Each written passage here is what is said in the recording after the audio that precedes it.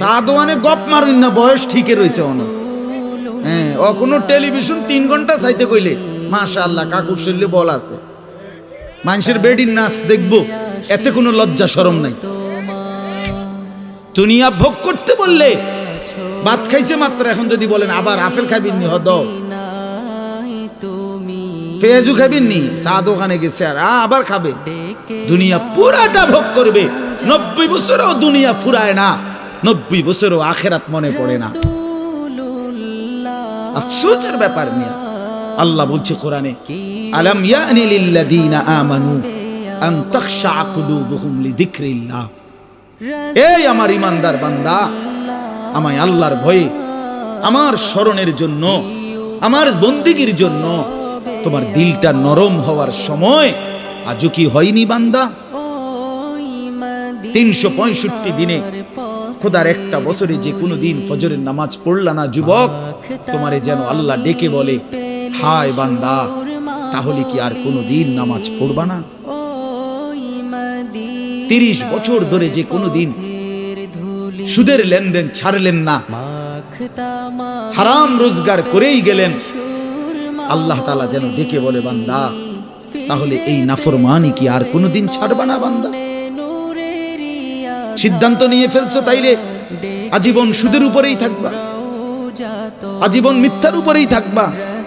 তাহলে কি বান্দা এই ফয়সালা নিয়ে ফেলছো আজীবন কাস্টমার ঠকাইয়েই যাইবা, ওজনে কমই দিয়ে যাবা? তাহলে কি এই ফয়সালা নিয়ে নিছো তোমার বিবি আজীবন বেপরদাই থাকবে? তোমার ঘরে অহরহ প্রতিনিয়ত রঙিন টেলিভিশন চলবে নিয়মিত, এই ফয়সালা তোমার? ঠিক আছে বান্দা, কুলু ওয়া তামাত্তাউ কালিলান ইন্নাকুম মুজরিমুন। কোরআন শরীফের আয়াত। আল্লাহ বলছে, নাফরমান বান্দা, খাও, দুনিয়া ভোগ করো কিছুক্ষণের জন্য, শুধু মনে রেখো ইন্নাকুম মুজরিমুন, তুমি কিন্তু পাপী। কথাটা শুধু মনে রাখো, বাকিটা পরে হইব, ভাত খাও। হ্যাঁ হ্যাঁ, কোরআন শরীফের আয়াত এটা। কুলু ওয়া তামাত্তাউ কালিলান ইন্নাকুম মুজরিমুন। আল্লাহ যেন বলে 8টার সময় যেই নাফরমান নাস্তা খাইতে বসে, আল্লাহ বলে, বান্দা খা, কোনো অসুবিধা নাই, শুধু মনে রাখিস বেঈমান, ফজরের নামাজ পড়ো নাই। কথা কান শুধু মনে রাখো, পরে হইব অন খাও। রাত 10টা বাজে যেই নাফরমান ভাত খাইতে বলছে, আল্লাহ তাআলা যেন ডাক দিয়ে বলছে, বেঈমান খা, ভাত খা, খানা আমি আটকাইতাম না, শুধু মনে রাখিস এশার নামাজ পড়স নাই, ভাত খা বেঈমান। খানা আটকাবো না, খানা আমি জন্তু জানোয়ারও খাওয়াই, তোরে খাওয়াবো না কেন? খানা আমি কুকুর বিড়ালরেও খাওয়াই, খানা আমি গরু ছাগলরেও খাওয়াই, তোরে দেব না কেন বান্দা? খা, শুধু মনে রাখবি, ইন্না আ'তাদনা লিল কাফিরিনা সালাসিলা ওয়া আগলালাম ওয়া সাইরা। আল্লাহ বলে, প্রতিটা নাফরমানের জন্য আমি রেডি রাখছি আগুনের শিকল এবং আগুনের বেড়ি এবং জাহান্নামের আগুন। 1 নাম্বার 70 জিরাআন, 70 হাত লম্বা আগুনের শিকল দিয়ে জাহান্নামীকে হাসরের ময়দানে আল্লাহর ফেরেশতা বাঁধ দিবে।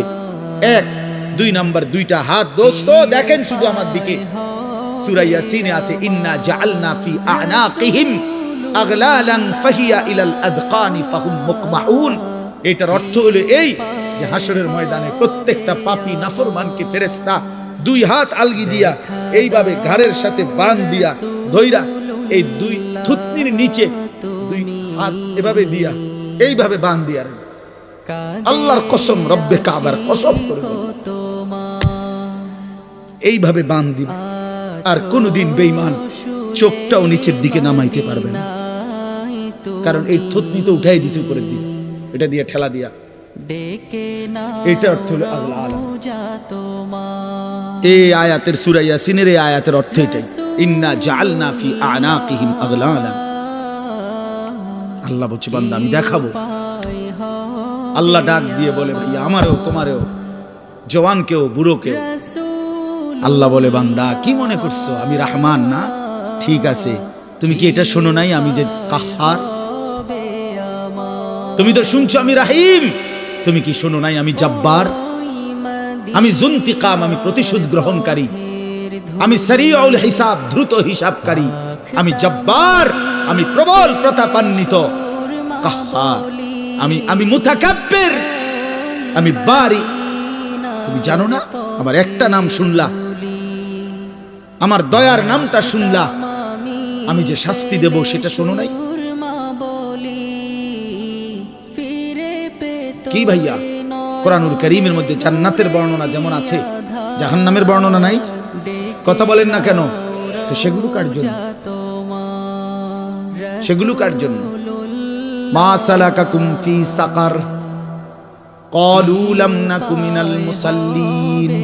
একবারে সোজা বাংলা দেখেন, জাহান্নামী জাহান্নামে চিৎকার করবে, জাহান্নামের ফেরেশতা ডাক দিয়ে বলবে, বেঈমান জাহান্নামে কেন আসলি? ক্বালু লাম নাকু মিনাল মুসাল্লিন। নাফরমান বলবে, বন্ধু ফেরেশতা ভাই, আমি দুনিয়াতে নামাজি ছিলাম না। কি ছিলাম না? সরাসরি কোরআনের আয়াত। আল্লাহ বলেন, ওয়াইলুন ইয়াউমাইদিল লিল মুকাদ্দিবিন। সমস্ত মিথ্যাবাদী নাফরমান পাপীদের জন্য সেদিন জাহান্নাম। যদি বলেন কেমন নাফরমান মাওলা? আল্লাহ বলেন, ওয়া ইদা কিলা লাহুমুর কাউ লা ইয়ারকাউন। দুনিয়ায় এই নাফরমানকে যতবার বলা হয়েছিল রুকু করতে, সেজদা করতে, নামাজ পড়তে, বেঈমান নামাজ পড়ে নাই, এজন্য জাহান্নাম।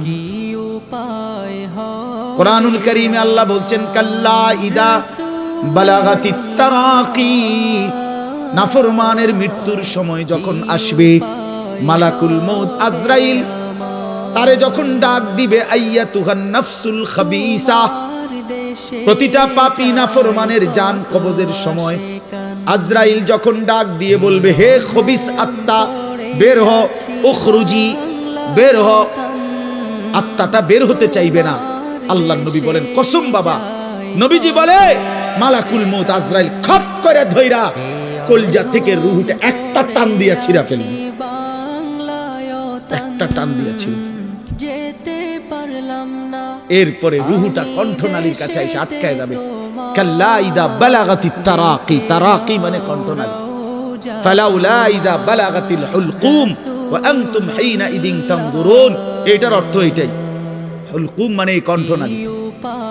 বের হতে চাইবে না রূহ। আজরাইল তখন ধরে টাইনা হেসরাইয়া ছিঁড়া ছিন্ন ভিন্ন করে বেঈমান নাফরমানের কলজা ছিঁড়া ফেলবে, রূহ ছিঁড়া ফেলবে, এরপরে শরীর থেকে বের করে নিয়ে আসবে। আরে বন্ধু, এই কোরআনে আছে, আল্লাহ নিজে বলছে, এমন নির্মম মৃত্যু হলো কেন? এই নাফরমানের মউত এত কঠিন হলো কেন? তার কলজা ছিঁড়া ফেলছে, রূহ ছিঁড়ে ফেলছে, এমন মৃত্যু হলো কেন? আল্লাহর কসম বাপ, আমারেও বলি, আপনারেও বলি, আল্লাহ কোরআনে সরাসরি বলছে, এমন ভয়ানক মৃত্যু হলো কেন? ফালা সাদ্দাকা ওয়ালা সাল্লা। কারণ এই নাফরমান আমি আল্লাহর কথায় বিশ্বাস করে নাই, ওয়ালা সাল্লা, এবং নামাজ পড়ে নাই, নামাজ পড়ে নাই, নামাজ পড়ে। হ্যাঁ, বেনামাজি সন্তান মনে রাখো, বাদ দুগা খাইতে এলে খুব মাতবর, মোবাইল একখান টিপে, মোটরসাইকেল একখান চালায়। হ্যাঁ, বাহ বাহ বাহ বাহ বাহ। আর কি, আর ধরে কে? আমার একটা মোটরসাইকেল আছে, আমার একটা মোবাইল আছে, আমার কিছু বন্ধু আছে যারা আমার সারাক্ষণ অসৎ সঙ্গ দেয়। যখনই আমার সমস্ত নাফরমানি মন চায়, কিছু অসৎ বন্ধু মিলে যায়, যে বন্ধুরা আমার সারাক্ষণ চরিত্রহীনতা শিখায়, অসভ্যতা, নোংরামি, অশ্লীলতা, বেহায়াপনা শিখায়। এমন কিছু বন্ধু যার মিলে গেছে, একটা মোটরসাইকেল মিলে গেছে, একটা মোবাইল মিলে গেছে, তো নারীর ছবি, আড্ডা, জিনা, ব্যভিচারের দৃশ্য, মদের আড্ডা, জুয়ার আড্ডা, নারীর আড্ডা, নারীর আলাপ, অথবা মোবাইলের অস্থির ছবি দেখা, এই জিন্দেগি মুসলমান। এর জন্যই আল্লাহ তাআলা আমাদেরকে মুসলমানের ঘরে বানাইছিলেন। এজন্যই আমার বাবা মুসলমান, এজন্যই আমার মা মুসলমান। আল্লাহ আপনি মাফ করে দেন। ইনসাফের সাথে ভাইবেন। অনেক নওজোয়ান ভাই, সবাইরে অনুরোধ করলাম, দোস্ত আমার, ইনসাফের সাথে ভাইবেন, নিজেরে নষ্ট করেন না। ছেলেরা আমার, ভাইয়া নিজেরে নষ্ট করো না, নওজোয়ান ভাই নিজেরে নষ্ট করো না। শেষ পর্যন্ত কেউ নাই, শেষ পর্যন্ত একদিন দিন শেষে, রাত শেষে দেখবেন আমার সাথে কেউ নেই, আমি একাই, আমি একাই। একদিন কবর আমারে সব সম্পর্ক ছিন্ন করে দিবে, একদিন মৃত্যু আমাকে সব ভুলায় দিবে, সব ভুলায় দিবে। তো এই সূরাটার নাম হলো সূরা মুলক।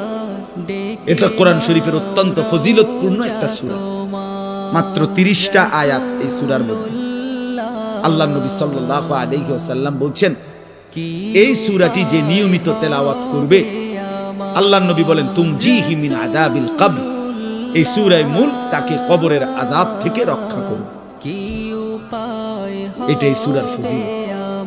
এজন্য আলহামদুলিল্লাহ উলামায়ে কেরাম, আমাদের মাদ্রাসাগুলোর তালিবে ইলম এবং আল্লাহওয়ালা বুজুর্গানে দ্বীন সব সময় রাত্রিবেলা ঘুমের আগেই এই সূরা মুলক তেলাওয়াত করে। এই 4-5 মিনিট সময় লাগে, কিন্তু এই সূরার বড় ফজিলত হলো আল্লাহ নবী সাল্লাল্লাহু আলাইহি সাল্লাম বলেন, এই সূরা কবরের আযাব থেকে রক্ষা করে, কবরের আযাব থেকে রক্ষা করে।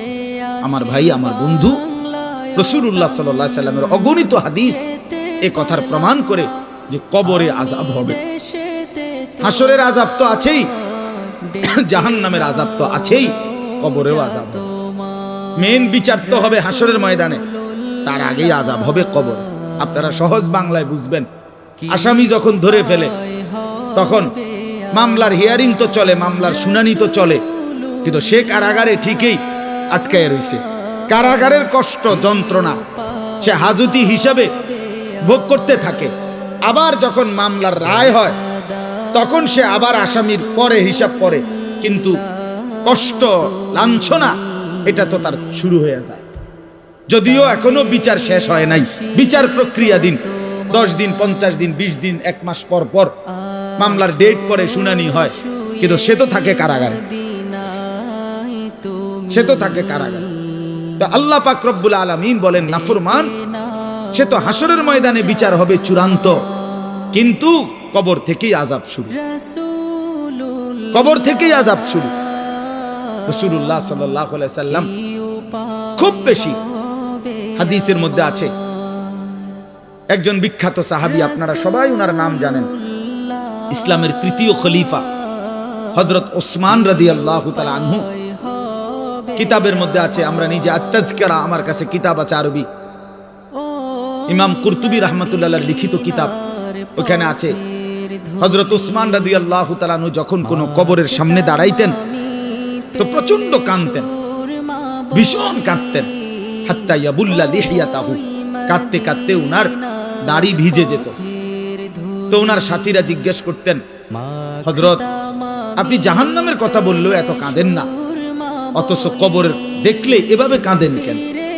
তো তিনি বলতেন, ইন্নাল কবরা আউয়ালু মানাজিলিল আখিরা, শোনো, কবর হচ্ছে আখিরাতের প্রথম ঘাঁটি। ফা ইন নাজা মিনহু ফামা বা'দাহু আইসারু মিনহু, যদি কোনো ব্যক্তি এই কবরের ঘাটিতে বাইচা যায়, পরবর্তী সবগুলো ঘাটি তার জন্য সহজ। ওয়া ইন লাম ইয়ানজু মিনহু ফামা বা'দাহু আশাদ্দু মিনহু, এই কবরে, এই ঘাটিতে যে জিততে পারবে না, বাঁচতে পারবে না, তো পরবর্তী সবগুলো ঘাটি তার জন্য তার চাইতে বেশি কঠিন। এই কথার কারণে আমি ভয় পাই, কবর দেখলে আমার মনে পড়ে, হায় আমি এই কবরের আযাব থেকে বাঁচবো কিনা, এই ভয়ে আমার কাঁদতে থাকি। তো এরপরে তিনি বলছেন, হযরত উসমান রাদিয়াল্লাহু তাআলা আনহু বর্ণনা করেন যে আল্লাহর নবী সাল্লাল্লাহু আলাইহি সাল্লাম বলছেন, আমার ভাই খেয়াল করে শুনেন, নবীজি নিজে বলছেন, আল্লাহ রাসূল সাল্লাল্লাহু আলাইহি সাল্লাম জীবনে কোনোদিন একটা শব্দ বানায়া বলছেন? কথা বলেন, অতিরিক্ত বলছেন, বেশতি বলছেন, শুধু ভয় দেখানোর জন্য বলছেন, তামাশা করে বলছেন? এটা আপনাদের ইয়াকিন তো?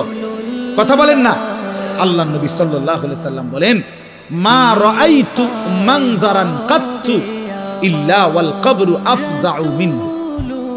রাসূলুল্লাহ বলেন, হযরত ওসমান বর্ণনা করেন যে আমি নবীজির জবানে শুনছি, নবীজি বলছেন, হে আমার উম্মত, আল্লাহর কসম উম্মত, কবরের চাইতে অধিক ভয়ানক কোন আযাবের দৃশ্য আমি রাসূল মুহাম্মদ দেখি নাই।